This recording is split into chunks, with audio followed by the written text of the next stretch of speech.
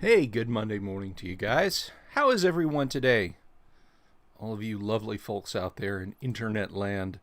I am doing fine and dandy. We're going to wait for Facebook to catch up because, Facebook is slow ass shit. So, anyway, Friday, excuse me. You want to go to the dance, Susie? Friday, we talked a lot about the mechanism of rewarding good role play in first edition AD&D, and I'm not counting the enormous raft of house rules that might exist out there where people have said, "Oh, I reward story points for good role play in my games." AD&D has concrete rules for rewarding good role play, and they extend just beyond they extend beyond just rewarding experience points and how that's handled. And we had a really good live stream on Friday where I talked a lot about those rules. So you can go watch it on YouTube or scroll down a little bit in Facebook and find Friday's live stream if you want to know how AD&D did it, and indeed how you can do it in your games regardless. The system can be completely divorced from AD&D and used in any version of D&D. In fact, I highly recommend it because it reinforces role-playing. But there are other ways in situ to reward good role-play. And we're going to talk about those today a little bit. Once again, we're going to dip back into the Dungeon Master's Guide. Hello, Simile. How are you? Simile Oakley there on the YouTubes. So, if you don't have a copy of the first edition AD&D Dungeon Master's Guide, look, I'm an evangelist about this, okay? If I could afford to have these things printed up and just stand on a street corner and hand them out, have you heard the good word of Gygax, brother?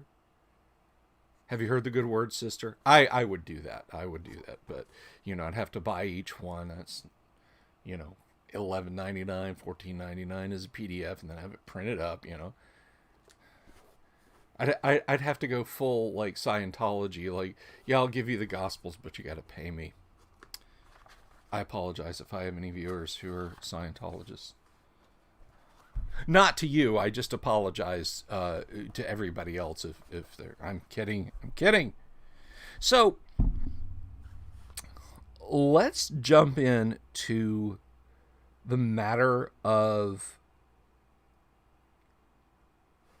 encounter reactions. Now, I've talked a lot about how players... Simile's on vacation. Congratulations, my friend. About how characters, when they're confronting a creature, a monster, for the first time, particularly if it's a prize. Now,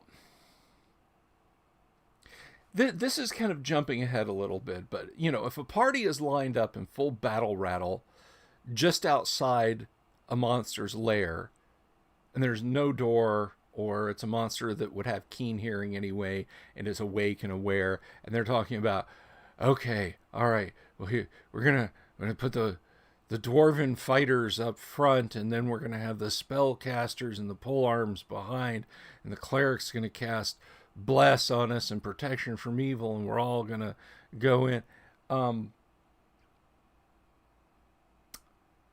That's not surprise. You're not going to surprise the monster. But in a truly unexpected situation, and in planned ones, it doesn't just have to be surprise type situations. Hello, Cerulean. Hello, Chris. But in these situations, there's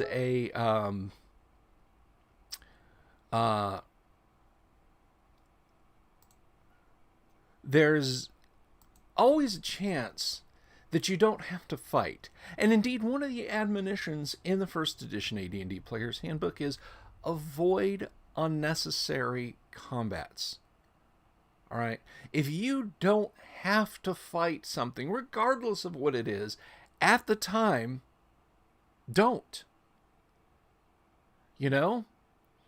I mean, many is the time when I've had a party, and a lot of times there isn't a good opportunity to avoid the situation. So I'm not picking on any one on any one group or any individual's play style, but many has been the time when I've been DMing a game and a party goes into an adventure area, be it a dungeon, a castle, whatever, and they bump into a group of monsters, actual monsters, and it swords out and they fight, and the fight becomes protracted, and even though they win, they fall back, and that's it. That's the night, the day, the whatever. That's our entire gaming session. They never got to it.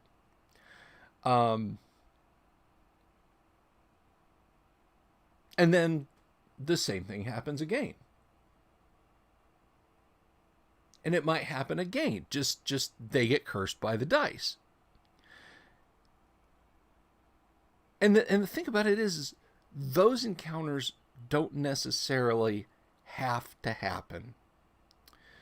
And that's where we're going to get here. We're going to talk first about encounter reactions, and we're going to talk a little bit about morale and so on. So on page 63 of the Dungeon Master's Guide, we have encounter reactions. Any intelligent creature which can be conversed with will react in some way to the character that is speaking. Reaction is determined by rolling percentile dice, adjusting the score for the charisma and applicable loyalty adjustment as if the creature were a henchman of the character speaking, and the modified score of the percentile dice is compared to the table below. So you've got 0, 1 to 0, 5, violently hostile, immediately attack, or morale check if appropriate. If your party is 20 characters strong and they bump into 2 kobolds in a hallway, when you're lit up like Christmas trees and you roll an 0-1, the kobolds shouldn't suicidally go crashing into the party. Then you've got 6 to 25, hostile, immediate action. Doesn't say attack, it just says action. 26 to 45, uncertain but 55% towards negative. 46 to 55, neutral, uninterested, uncertain. 56 to 75, uncertain but 55% prone towards positive. 76 to 95, friendly, immediate action. 96 to double aught, enthusiastically friendly, immediate acceptance. So there is a chance right there, and a roleplay mechanism baked in the first edition AD&D, whereby a party can encounter a group of monsters. And remember, monster is a term as broad as the AD&D rules. The little villager boy who runs up and greets you when you ride into town is, by AD&D's definition of the term, a monster. You don't know what he is. You don't know what he's going to do. He's a monster. Just as much as the 88 hit point, huge ancient red dragon sitting at the bottom of the dungeon, waiting to go smog on your asses. So just keep that in mind. When I'm saying monster, I'm not talking about necessarily about a war band of orcs specifically, or a an evil wizard or what have you.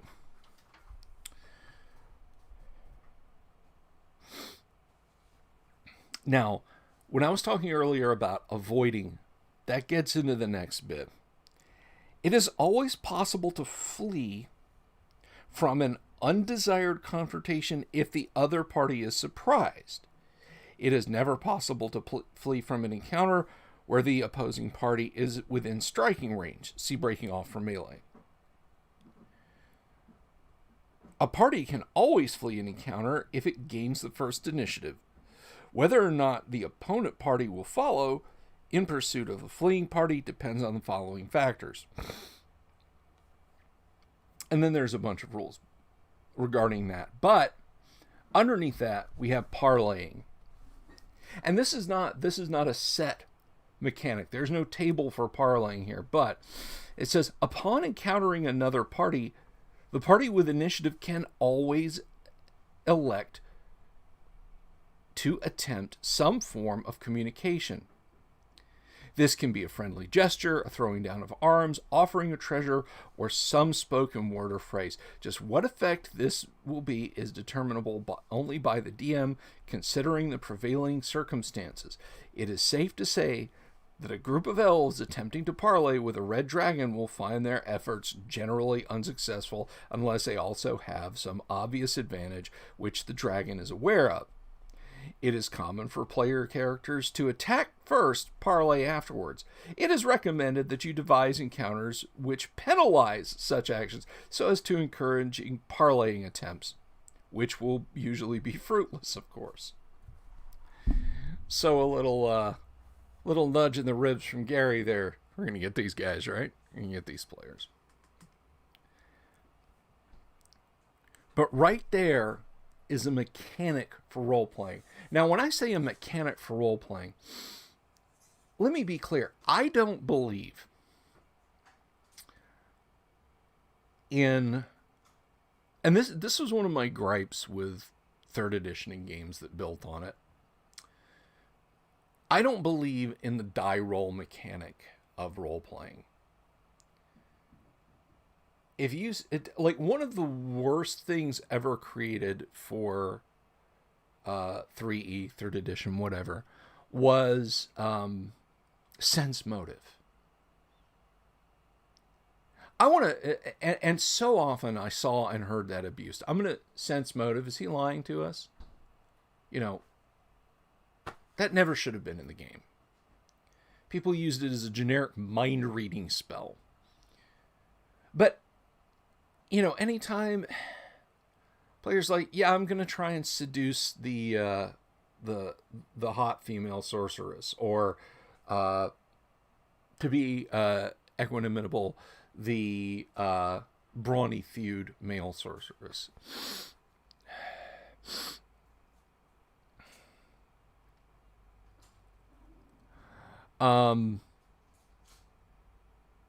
Cerulean, I'll get back to you on that. Hang on just a second.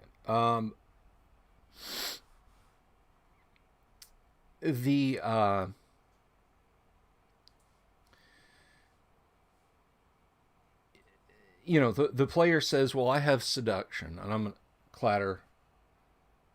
Okay, I rolled a 5. I guess is that good, or is that bad, or, you know, what? It's the same with parlaying, okay? The characters should be role-playing. This should be encouraging good role-play. All right? Don't just let the players roll some dice, or for heaven's sake, don't just roll dice for the players and say, yeah, that was unsuccessful. Have them actually role-play. Get into it. And this is the encounter reaction section, particularly parlaying, are those great opportunities to actually role play. Not ROLL, but ROLE. And the mechanic of reacting to it. I mean, you know, you might have a character, or you might have a player rather, whose character gives an impassioned speech about why, you know, a black dragon should let them pass.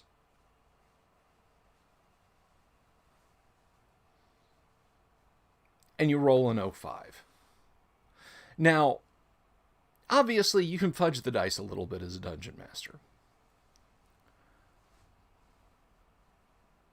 But bumping it up to a success from an 05, you know. Now, with that said, the dungeon master shouldn't necessarily be a slave to the dice all the time. It comes down to you, and it comes down to your preferences. But the mechanism is there for roleplay, an actual mechanical roleplay. But my admonition to you is, don't just rely on the dice.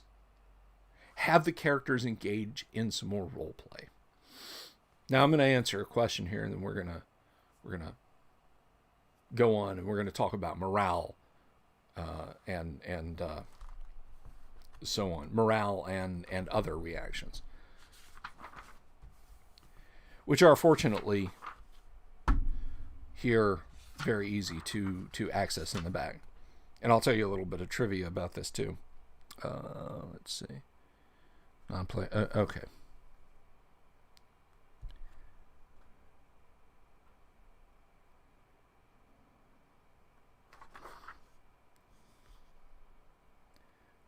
Loyalty and morale. That's also. All right. So Cerulean says, so I was looking at Swords and Wizardry, like you suggested. Can you explain why it took me 34 pages to actually read the how to play section? I can't speak for the Swords and Wizardry organization of the rules. I mean, sorry. I honestly don't know why it would be organized like that. I know that's not a very good answer. I do know it's very easy to play because it is just OD&D. I mean, you know, it's 3d6 down the line, 1d6 for your starting hit points, 3d6 times 10 for your starting gold. Choose your race and class, buy your equipment, and away you go. I mean, that's, you know, that's pretty much it. And you can use either the 2d6 chart from Chainmail, or if you don't have a copy of Chainmail handy, you can use the d20 chart for your 2 hits and your saving throws. Chris, the more a game system relies on skills that go beyond mere physical feats, the more they take over the actual role-playing and thus impair player development. You're right. And you hit on the key noun there, Chris. Player development. Not just character development. And a player's skills are just as important as, if not more so, than what they have written down on a sheet of paper. Now, I have said this before. I have gone over this time and again, but I will reiterate this. Players of a certain mark will always do well. Players of a certain ability will always do well. I could take a group of experienced, let's say 8 really experienced first edition AD&D players, and give them each a 5th or 6th level character and send them into the Tomb of Horrors. And if they play it, if they don't just like, nope, this is the Tomb of Horrors, and leave, they've got a pretty good chance of making it through in one piece, as long as they don't fuck with the Sazerac skull at the end. Conversely, I could take 10 unskilled D&D players or or people who, you know, hadn't played, or maybe they'd only played a game where it was just, oh, I'm rolling on my sheet to see what I do next. Who didn't really put any thought into the game other than an automated die roll system, and give them 2 10th level characters each and send them into the Tomb of Horrors, and they might not make it out of the first hallway with some of the traps that are in it. So player skill is very important.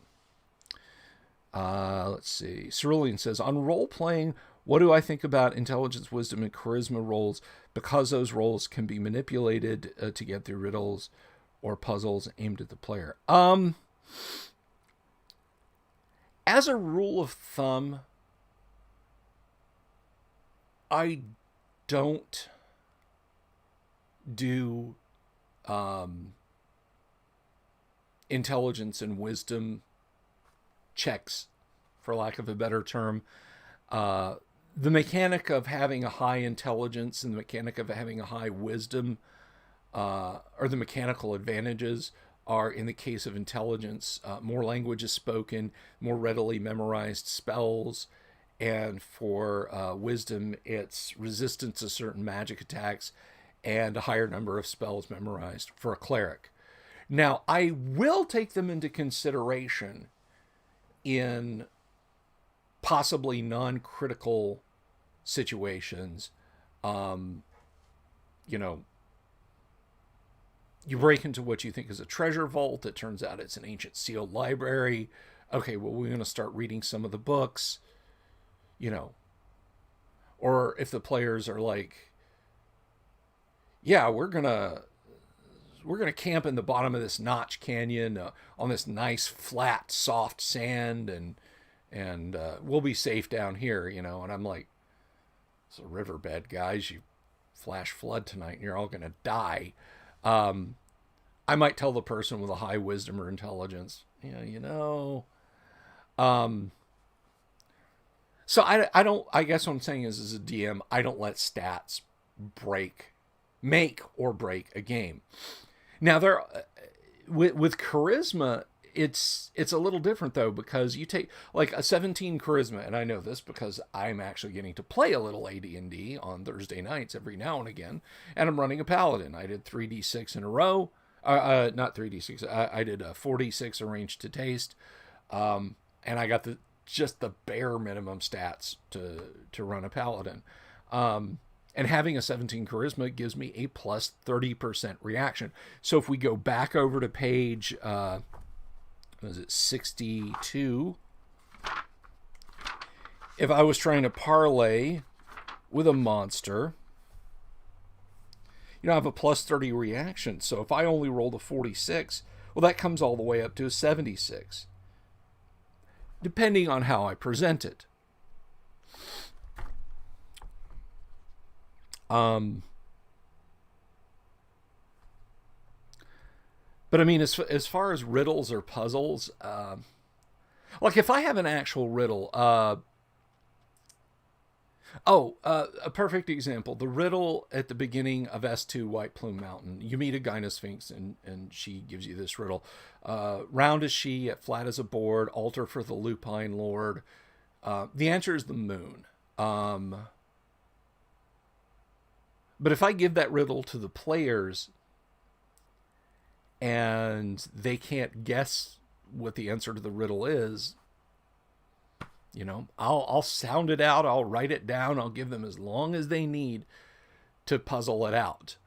But I'm not going to let somebody say, well, I have a high wisdom, I should know the answer. I give her the right answer.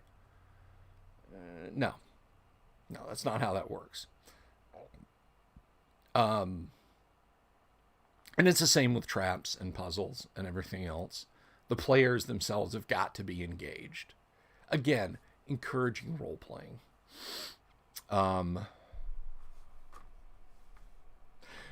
So let's talk about morale.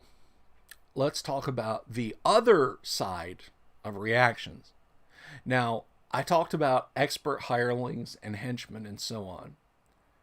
These are people that are working for your player characters. They can't necessarily just be treated like disposable commodities. I mean, come on. You're paying these guys a good, silver piece a week, depending on, you've invested in equipment, and time and money. You can't just say, okay, stand here. The Chimera is going to come galloping down the hall. You will die, but the important thing is we will live.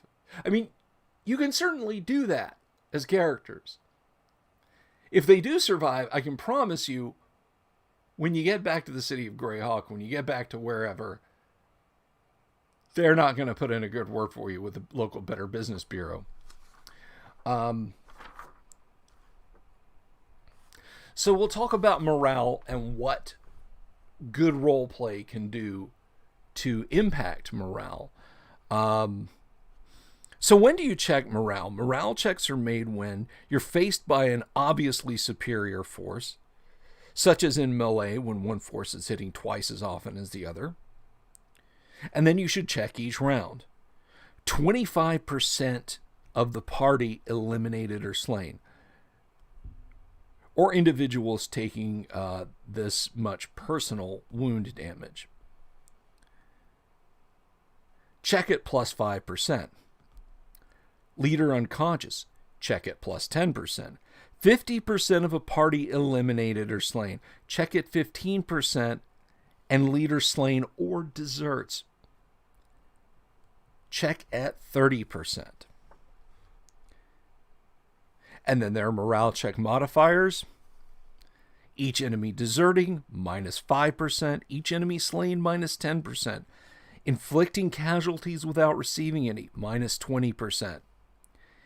Each friend killed, plus 10%. Taking casualties without receiving any. Taking casualties without receiving any. I think it was a misuse of the word receiving. Plus 10%. Each friend deserting, plus 15%. Outnumbered and outclassed by 3 or more to 1, plus 20%. And then you have a morale failure. 1% to 15%, fallback fighting. 16% to 30%, disengage retreat. 31 to 50%, flee and panic. 51% or greater, surrender. So that's almost more of a tactical thing, but it can be a role play thing as well. And I'll get into that in a second. And it dips towards house rules a little bit. And I want to avoid saying, you can house rule this, guys. Because I just want to talk about how tight and efficient the mechanisms in AD&D are. But there's also loyalty, obedience, and morale check situations for NPCs. And this, again, funnels back into good role-playing. Typical loyalty, obedience, and morale check situations. Situation, offered a bribe. Failure result, cooperates. Ordered to testify against liege. Failure result, agrees. Has a chance to steal goods. Failure, steals. Left alone in possible danger. Failure result, deserts. Abandoned. Failure, deserts. Ordered into possible danger. Failure, refuses. Ordered to perform heroic act. Failure, refuses. Ordered to perform heroic and dangerous act. Failure, refuses. Ordered to rescue party members. A failure, they refuse. Ordered to rescue liege. Failure, refuse. In combat with possibly dangerous foe. Failure, runs away. Liege, incapacitated or slain. Failure, runs away. Offered surrender terms. Failure result, surrenders. Surrounded by superior foe. Failure result, surrenders. Ordered to use up or diminish own magic items. Failure, refuses. Normal loyalty base, 50% plus or minus charisma adjustment.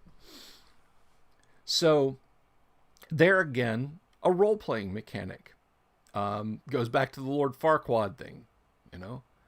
Some of you will die, but it is a sacrifice I am willing to make. In AD&D, that would be an immediate morale check, and those guys would scatter, because let's face it, Farquaad does not exactly. Well, I can't say Farquaad doesn't have a high charisma. You know, he kept the kingdom together. You might say he did it through force, but... And I'm talking about Shrek, by the way, the first Shrek movie. But he, he just as easily could have been assassinated by one of his peers.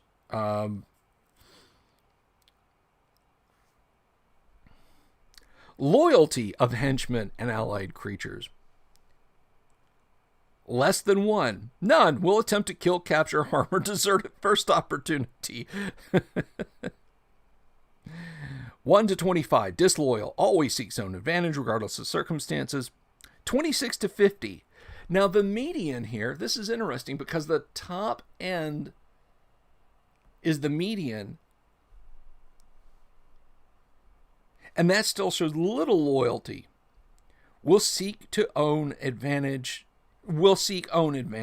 at first sign of weakness. 51 to 75, fair. Will support cause if no great risk is involved. 76 to double nuts, loyal. Will always attempt to further the ends of the liege, even at great risk. Greater than 00, fanatical. Will serve unquestioningly and lay down own life if necessary without hesitation. And then you have a loyalty-based modifier. You have length of employment, reduces it by 5%, less than a year, 0, 1 to 5 years, plus 10%, more than 5 years, plus 25%. Enlistment or association, associated non-player character, it's minus 10%, captured and enlisted, minus 15%, henchman, plus 5%, hired mercenary, 0, hired mercenary short term, minus 5, slave, minus 30. The best you're going to get out of slave is,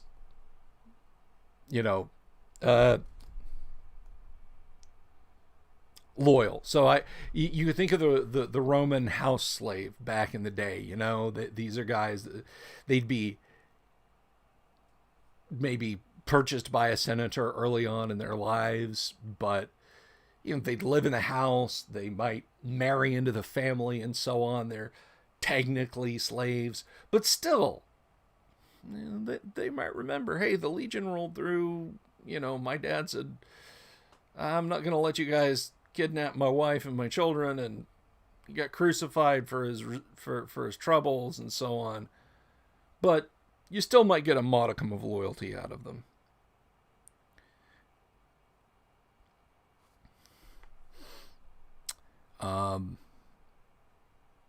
And then there's a modifier for training. Untrained or peasant, so you drive those peasant levies in front of you. Yeah, they know what the score is, and that's a minus 25 modifier. Little training, levied troops, minus 15. Newly recruited regulars, minus 5. Trained regulars, plus 10. Elite sub-officers, minor officials, expert hireling, plus 20. Guards, officers, or major officials or henchmen, plus 30. That's why Farquaad didn't get overthrown, because he had that group with plus 30 loyalty around him. Now, this is an important one. Pay or treasure shared. None, minus 20. Got to get them dollar bills, y'all. Partial, late, or unfair, minus 10. Average, 0. Above average, choice shares, plus 5. Exceptional bonuses, gift items, typically magic items if a henchman is concerned, plus 10%. Discipline or activity, little to none, minus 10. Lax or little, minus 5. Firm and harsh, occasional, 0. Firm and fair, often, plus 10. General treatment by liege, inhuman and heartless, minus 25. Cruel and domineering, minus 10.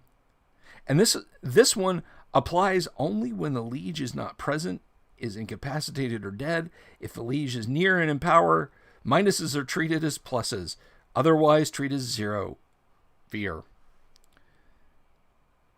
Indifferent and uncaring or variable, minus 5%. Just and invariable, plus 10%. Just, kind, and invariable, plus 15%.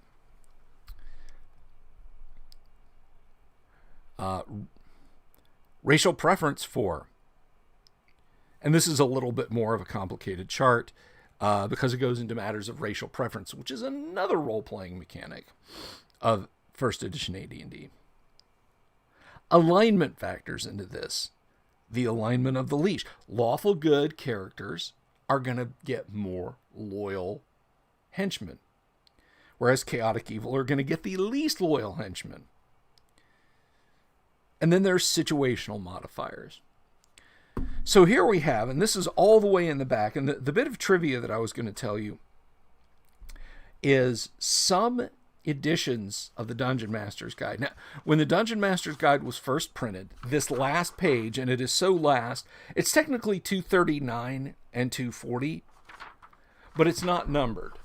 It's this page right here before the flyleaf. It says down at the bottom, this page is perforated for easy removal and reference. It's not perforated. There's no perforation here. It stopped being perforated after a while, but they never took the print away. I have a Dungeon Master's Guide that is old enough that it notes that it's perforated, and you can feel the perforation down there, but thank goodness it's not removed. But this one says, you know, it's perforated, and it's not. But as it was intended to be a pull-out sheet, it's not numbered. But this is technically page 239 all the way at the back of the book. But the point here is that there are a raft of rules governing and rewarding good role play. Now, they don't, when I say rewarding good role play, if you're like, if you have a dungeon master, I want to go into personal preference here. I don't, as a rule, like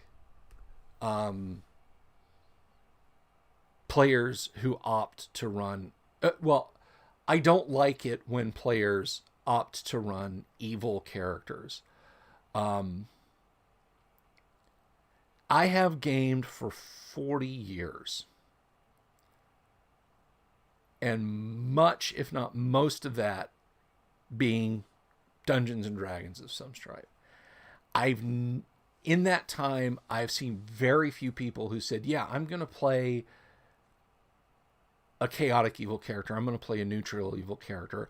I've never seen that alignment played by a player when they weren't just trying to get their Charlie Manson on. To just do as much horrible stuff as possible without rhyme or reason, which technically, yes, that's chaotic evil. It's evil acts, randomness. But it didn't even necessarily forward anything in the game.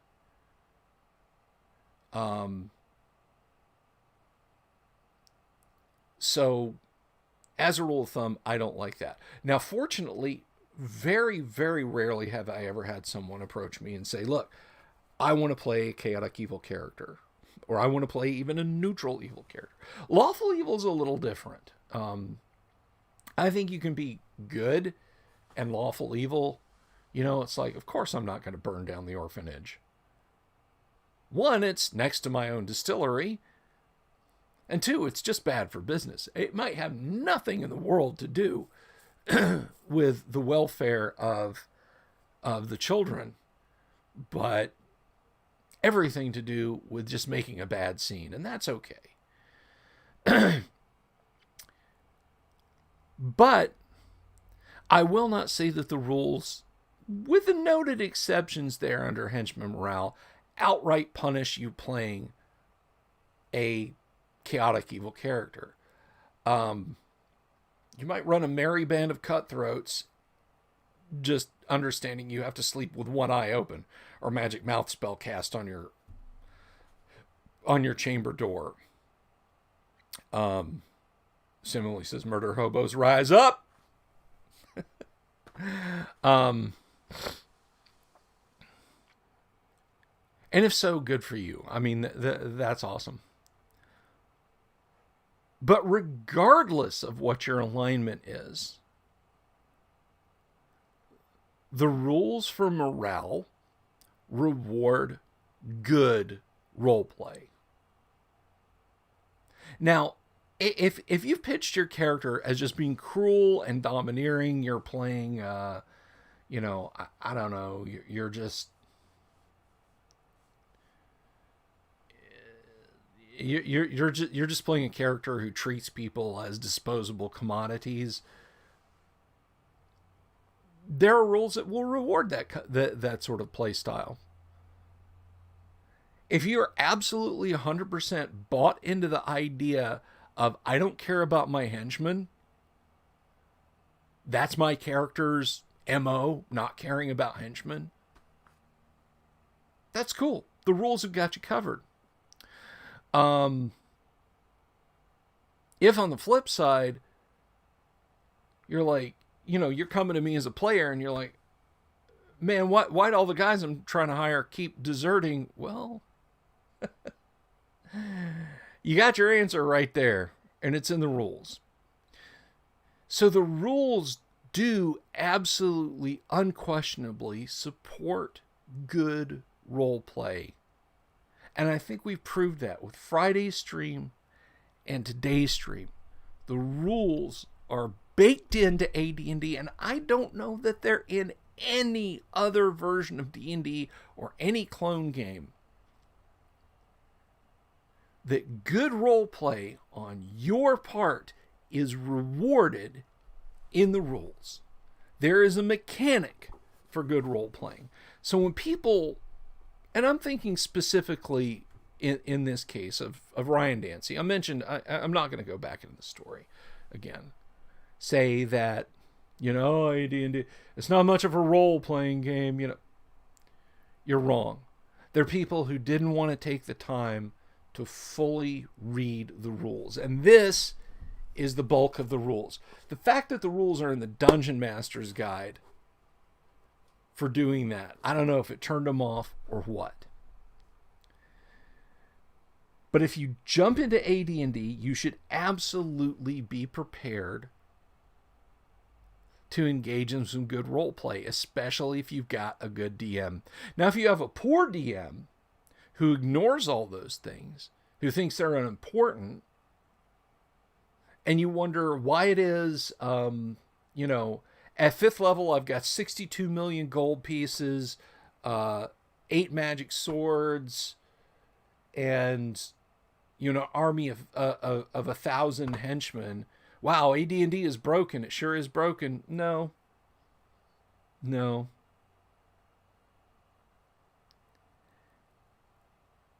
It's not working as designed because the person who was working it on the DM side of the screen wasn't playing it as designed.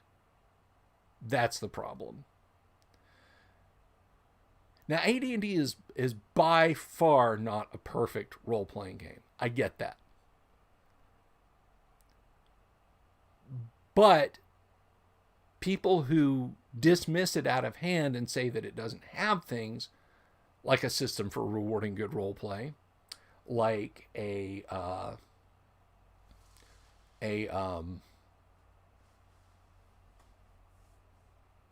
system for character development through role play, that is XP rewards and so on, for sticking to your character and playing your character well. Well, they're wrong. They never read the rules properly. So I hope these 2 deep dives have really helped people who maybe have never looked at first edition AD&D or got it through a very warped and distorted lens from a dungeon master who maybe didn't have it all in hand. I hope you now realize exactly what a rewarding role-playing system there is built into AD&D. And again, I don't know that it's anywhere else in D&D. For the vaunted superiority of later editions, and even earlier editions. I know a lot of people who are like, rule cyclopedia for me. Ugh, I'm sorry. I know a lot of people swear by the rules and rules cyclopedia D&D, but that's about as much fun reading as the booklet for my stereo receiver. Less so because I can tweak my stereo receiver and get and get some good sound out of it. But there you have it. There you have it. And I hope you've appreciated this being on this journey as much as I have telling about it. Now, talking about it. Is there If anyone has any questions, if there's something that you're wondering about rules-wise in AD&D that maybe I haven't gone over, just not surprise an initiative, please. Not surprise an initiative. Other than those two, as I'm looking down here at the chats.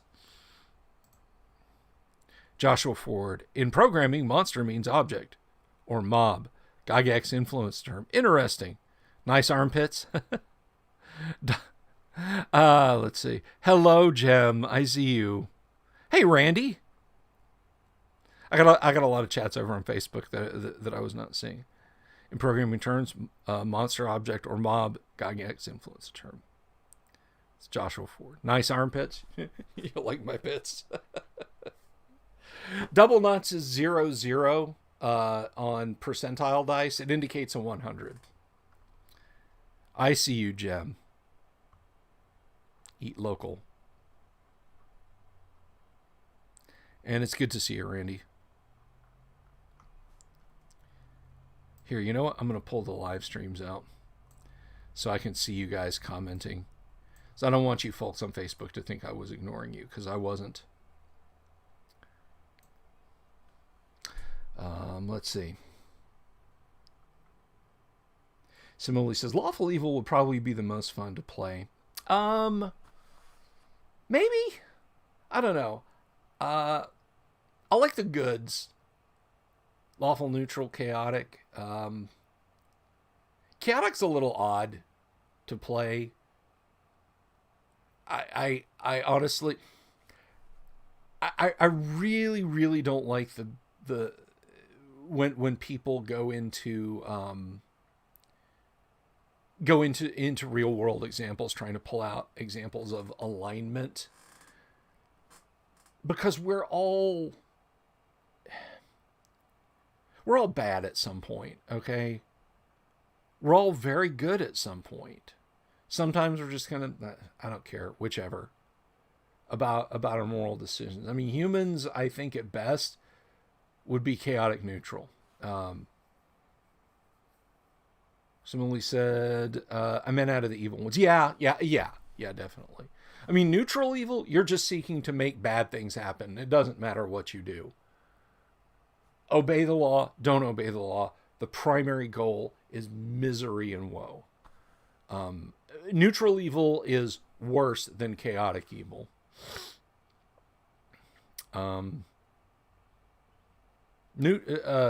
Chaotic good is certainly an interesting alignment to try and play. Because you got to break the rules, and a lot of people will associate law with good, order with good. I'm not one of those people that doesn't like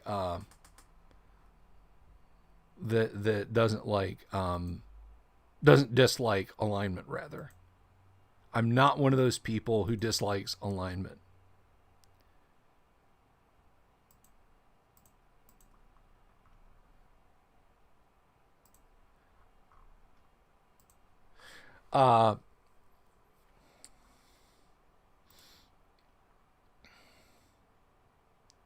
It does sound rewarding to have your henchmen become supportive and trusting. It sure does. I mean, it's if you keep a party of henchmen with you, then it's at that point that they'll, down the line, these are going to be the guys who are generals of your armies, sheriffs of the counties that you gain control of. AD&D doesn't have necessarily an operational game. I think you can stretch it to be an operational game. But if you do, yeah, you're well treated, high morale, high loyalty NPCs.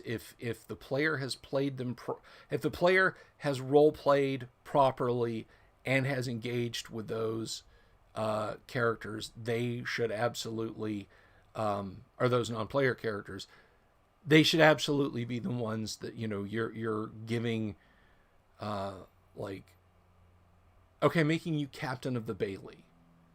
You're going to be the landsnecht of the small kingdom that I've set up. Chaotic neutral similarly says chaotic neutral is probably annoying as hell for the other players. Yeah, we kind of jokingly call it chaotic stupid around these parts. Yeah. I mean, chaotic neutral. Hey, I'm just playing my alignment. Yeah, I shoplifted, but come on, man. Alignment languages. That's an interesting touch there. Alignment languages. What I tell people when they say, "Oh yeah," and in AD&D you can speak in lawful good. What does that sound like? An alignment language. I don't know that there was a better term for Gary to have used when talking about alignment languages. Languages is probably the best term we can think to use. But here's the deal with alignment languages. You can't sit down and write a book in lawful good or chaotic neutral or, true neutral or whatever. An alignment language is a small syntax, a very small syntax. It may not even involve written or spoken elements. It may just be a handshake, a hand gesture, something like that you can perform to impress your ethos on someone else so that they understand where you're coming from. And I think it goes back to a Freemason's handshake.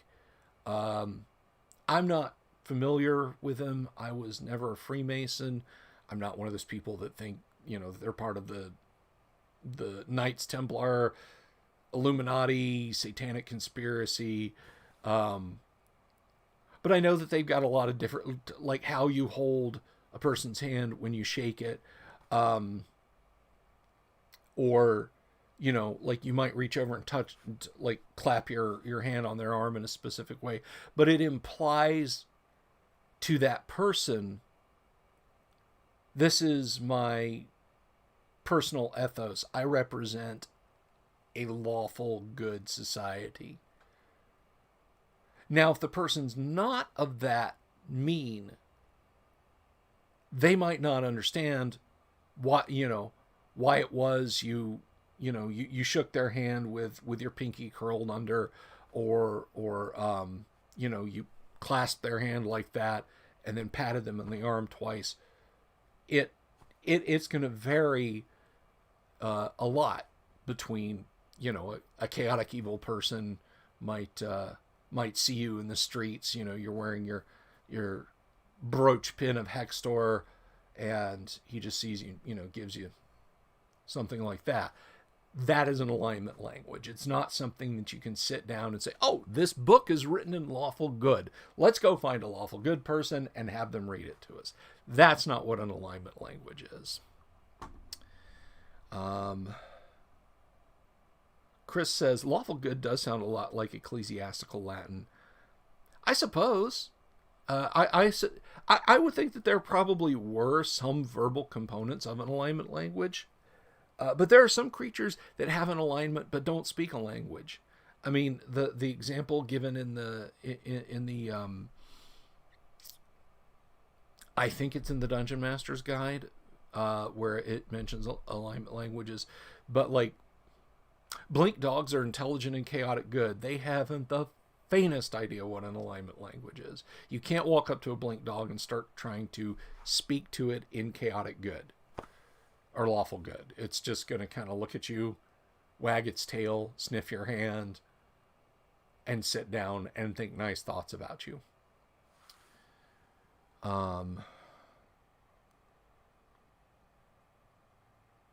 Looking back over, as it seems to me, true chaos is an impossibility because at some point it becomes uniformly random, which is why law is correct and chaos is misguided. Interesting philosophical take. I guess, maybe.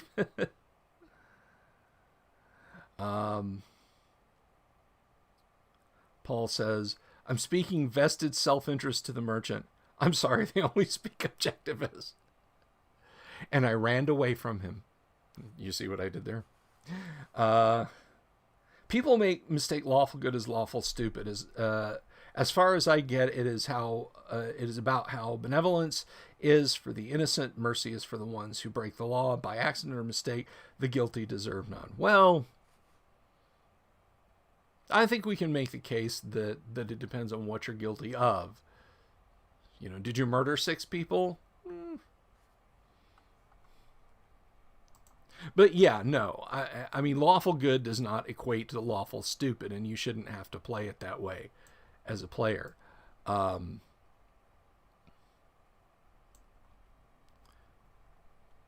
alignment discussions can be a slippery slope, because you can find yourself, you know, there's always that one asshole at the table who will just kamikaze the game into the ground. He'll seize the controls and fly the game straight into the ground and start rattling off the names of horrible dictators, particularly one in Central Europe from the 1930s, and insist that person was lawful good, or that if your party time traveled to that time in history and disobeyed the laws, they would be evil.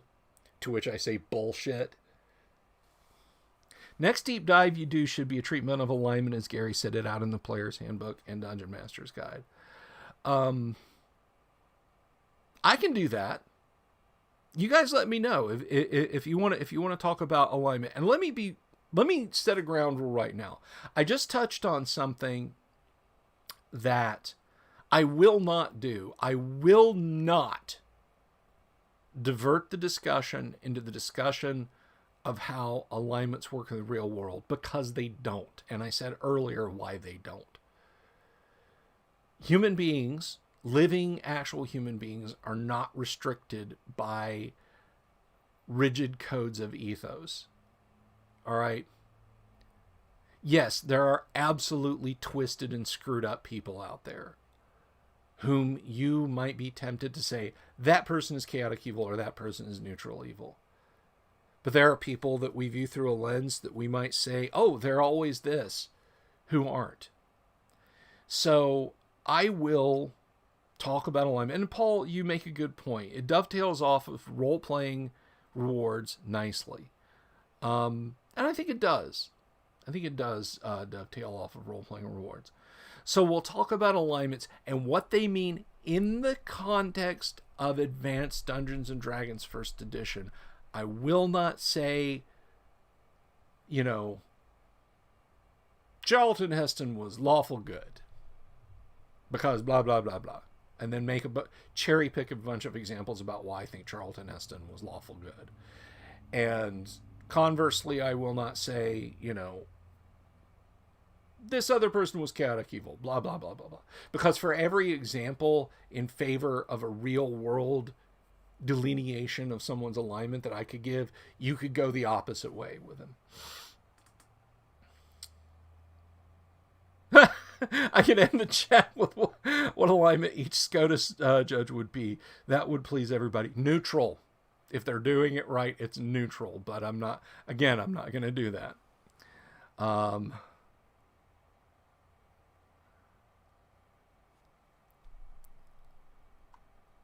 So yes, you folks over on Facebook, thank you all. Thank you, Jem, Joshua, Randy. Love you all to pieces.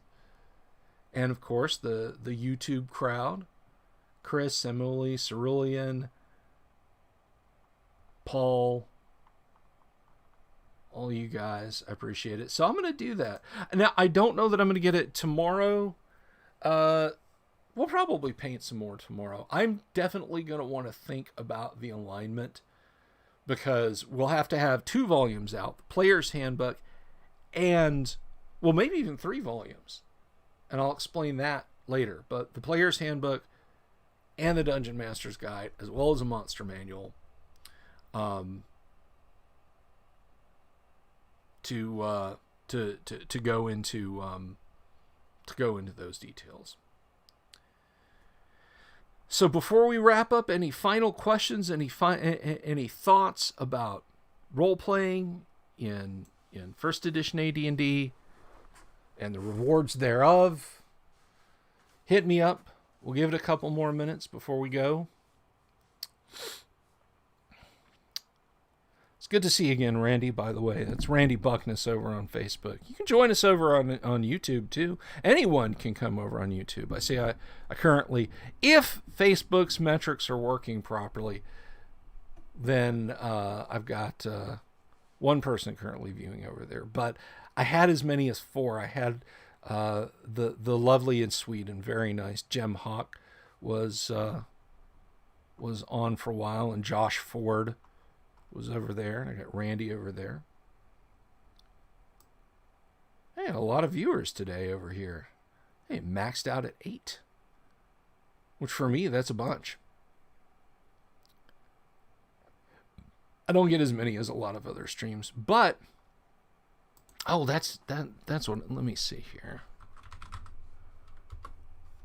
Let me look.